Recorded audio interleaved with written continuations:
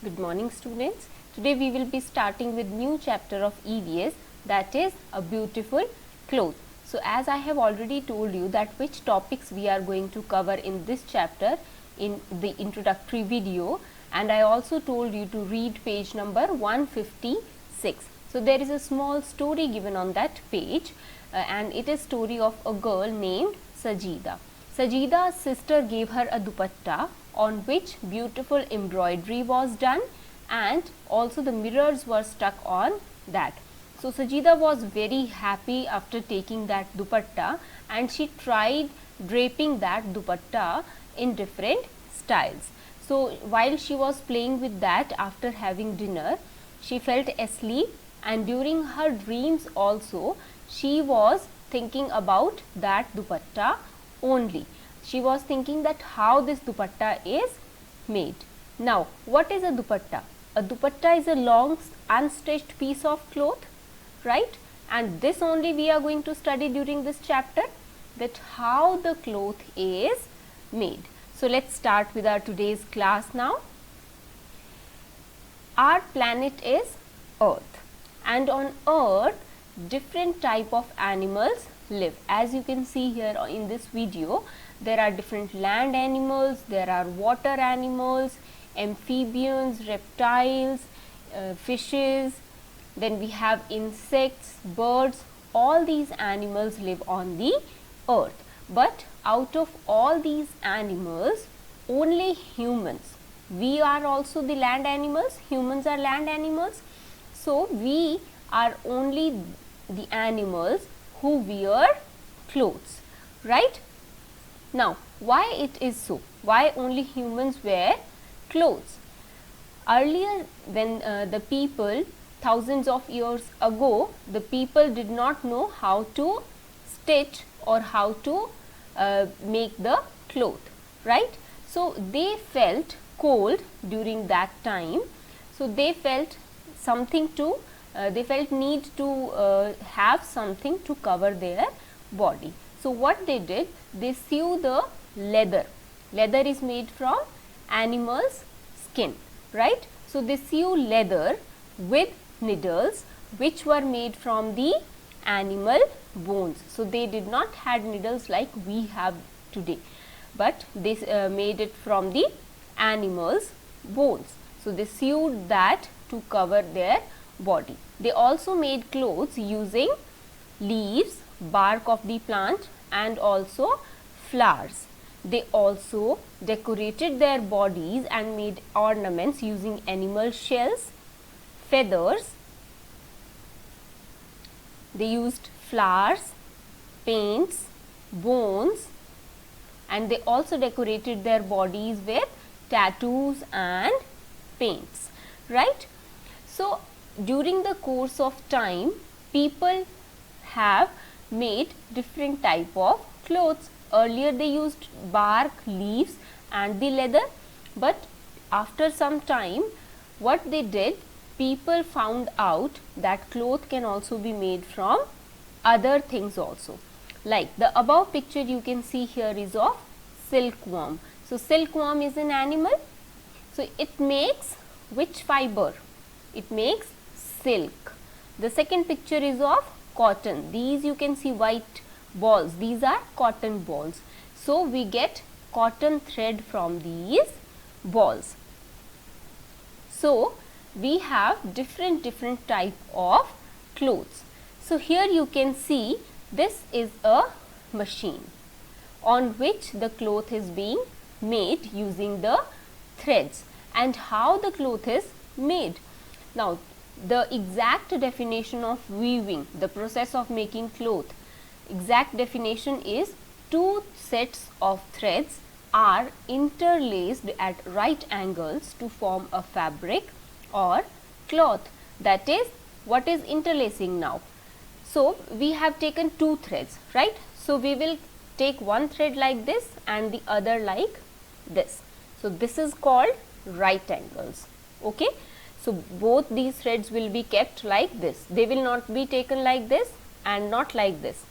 One thread would be in vertical position and one would be in horizontal, right? So we have two types of machines basically. The machines which are run using hand, they are called hand looms, and the machines which run on electricity, they are called power looms. Now before making the cloth, what do we need? We need thread, and thread, from where we are getting the thread? So the basic requirement is, first of all, fibers. So fibers are the thin hair-like materials used to make clothes, and these fibers are then spun in a yarn on a spindle or a spinning wheel. As you all must have seen charkha, or at least you must have seen its pictures. So charkha is a spinning wheel only, which is used to make yarns from the fibers, right? So fiber is made like this. Then different type of fibers are used to make different clothes. So here you can see this picture. The fibers are then woven to make threads, and these threads are used to make the cloth, and then that cloth is stitched, and final touching is given by stitching it and then ironing it. So then the cloth gets ready to be worn, right? So here you can see a few examples. This is cotton thread, silk, jute and wool. So all these are natural fibers. Nylon, rayon, lycra, then we have polyester. All these are artificial or man-made fibers. So what is the difference between natural and man-made fibers? Natural fibers we get either from plants or from animals, like cotton, jute, flax, hemp. All these we get from plants, and silk, wool, these we get from animals, silkworm and sheep. So they are also natural fibers, and we call them as animal fibers. And the other fibers like nylon, rayon, lycra, polyester, as you can see here in these pictures, all these we have made ourselves. So that is why they are called synthetic fibers, and the clothes which are made from synthetic fibers are called synthetic clothes. Now examples are like terylene bags, polyester curtains and nylon shirt. Now there are a few advantages as well as disadvantages of synthetic clothes. That means we have some benefits also and some harmful effects also of these clothes, right? Now let's see here. The benefits are, they are waterproof, so that means we can make raincoats and umbrellas from them. They are wrinkle free, that means we need not iron them again and again.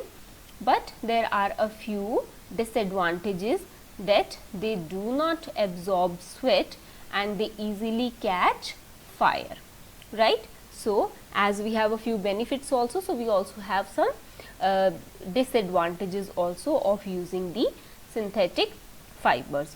So that's all for today's class. But before finishing up, I would like you to give a few questions which are given on page number 156. So you have to write down the answers in the book itself. So there are 3 questions, so we will discuss them. The first question is, take a dupatta or long piece of unstitched cloth, drape it in different ways. In how many ways could you wear it?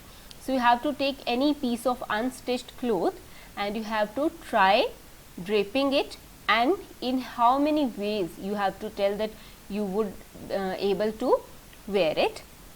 Second question is, did anyone wear it like a lungi or use it as a turban, and what other ways that cloth could be worn? So you have to tell whether you have seen or not. Look at any 6 garments at your home. Now what differences do you find in their texture, their color and design? So you have to look at different clothes, you have to touch them and feel them, how was their texture, how did they look, what was their color, and what was the design made on them. This designing and all we will be discussing during our next video also. Look at a thick cloth or a sack carefully. Now you have to see the threads running along that cloth, right? So in that you would be able to see how the cloth is made. The sack is made out of jute. So this also we will be doing, the making of cloth weaving pattern we would be discussing during our activity also. So I hope you have understood.